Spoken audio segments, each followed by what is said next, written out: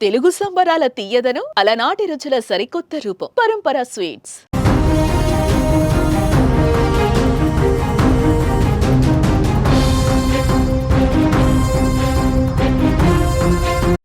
జమ్మూ కశ్మీర్లో ఉగ్రదాడిలో తెలుగు రాష్ట్రాలకు చెందిన ముగ్గురు పర్యాటకులు మృతి చెందారు.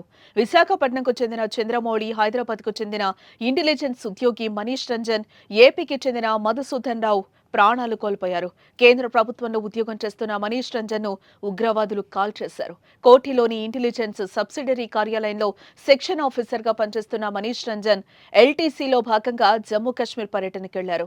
భార్య, ఇద్దరు పిల్లలతో కలిసి కశ్మీర్లో పర్యటిస్తున్న మనీష్ రంజన్ ను ఉగ్రవాదులు కాల్చి చంపేశారు.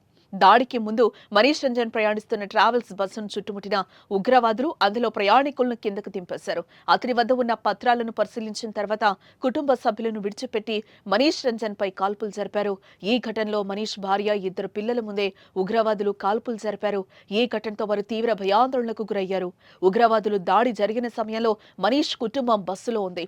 బస్సు నుంచి కిందకు దింపి పేరు అడిగి గుర్తింపు కార్డు చూసిన తర్వాత తలకు గురిపెట్టి కాల్చేసినట్టుగా కుటుంబ సభ్యులు తెలిపారు. బీహార్కు చెందిన మనీష్ రంజన్ ఉద్యోగంలో భాగంగా హైదరాబాద్లో పనిచేస్తున్నారు. 2022లో హైదరాబాద్ బదిలీపై వచ్చారు.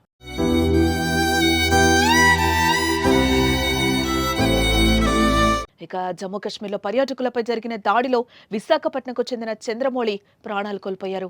స్నేహితులతో కలిసి కశ్మీర్ పర్యటనకు వెళ్లిన చంద్రమౌళి ఉగ్రవాదుల దాడితో పారిపోయేందుకు ప్రయత్నించిన ఉగ్రవాదులు వెంటాడి కాల్పులు జరిపారు.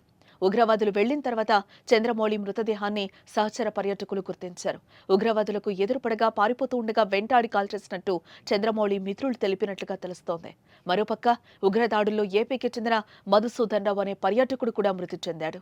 ఏపీకి చెందిన మధుసూదన్ రావు బెంగళూరు ఇందిరానగర్లో నివసిస్తున్నారు. బంధువులతో కలిసి కశ్మీర్ పర్యటనకు వెళ్లి ఉగ్రవాదుల దాడిలో ప్రాణాలు కోల్పోయారు.